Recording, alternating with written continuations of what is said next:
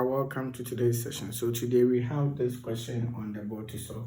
The question is saying that given tan x equal to, that is 1, where 0 less than or equal to x less than or equal to 90, and they want us to evaluate what you have over here. All right, now let's look at something here. When they give you something like this, first of all, here is a 90 degrees, and where this one is facing is called hypotenuse. All right, now depending on where the angle is, that if the angle is here, this side becomes what? Opposite, and this side will become what? Adjacent.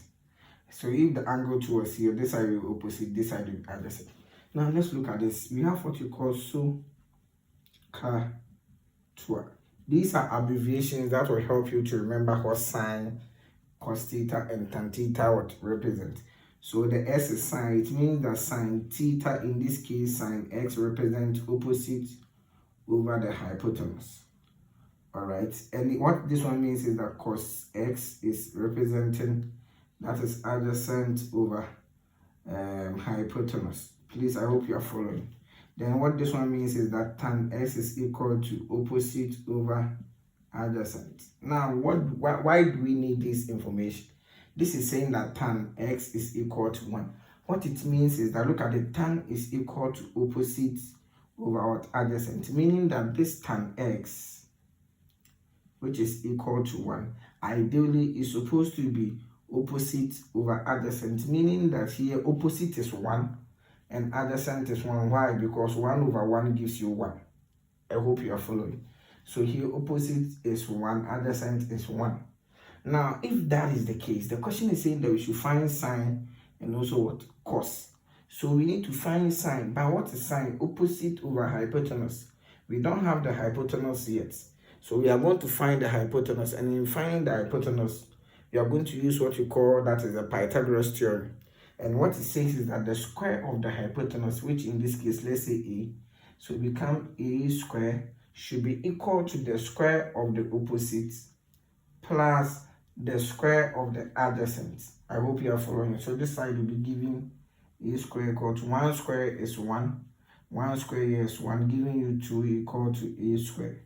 You take square root for both sides, and a will give you what? That is root 2, meaning that the hypotenuse is what? Root 2. Now, when you get this one, the question is telling you to find what? Sine what? Sine square x, and this is cos x. So let's first of all find sine x. Sine x will be equal to, sine is opposite, so it will be 1 over what? Hypotenuse, which is root 2. Now, what is the cos? Cos x will be equal to, look at its adjacent, which is 1 over the hypotenuse. In this case, that one too is also what? Root 2. Now let's come to the actual question. So we are going to put these ones in it. That is 1 sine square x on cos what? X. Now this square that you are seeing here, you can rewrite it as sine x all squared this way. All right, so what it means is that in place of this, we are going to put this one there, then we'll square it. So we have 1 over 1 minus 1 over root 2 all square, all divided by 1 over what?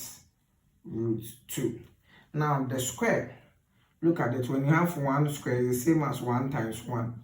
Here it will become, that is this one all square. The square will cancel the square root, meaning that this one will give you 1 minus 1 over 2. I'm talking about the top one, all right? That is after you simplify the 1 over root 2 all squared.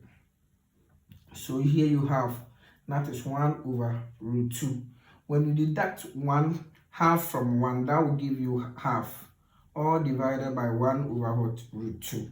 So here you're going to rewrite the whole thing here as 1 over 2 divided by 1 over root 2, which is the same as 1 over 2 times, you know, the division sign will change to multiplication, then it will turn upside down. Mathematically, say it will reciprocate.